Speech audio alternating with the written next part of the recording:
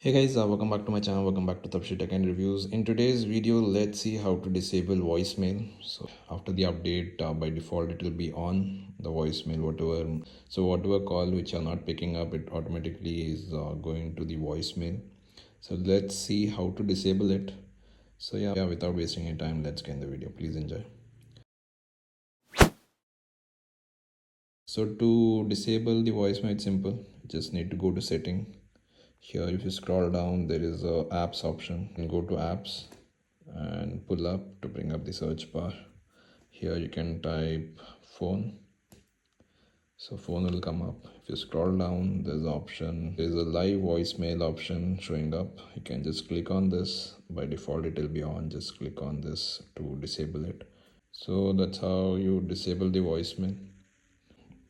So now the calls will not be automatically going to the voicemail. It will be disconnected after a certain duration. So it will not be forwarded to voicemail.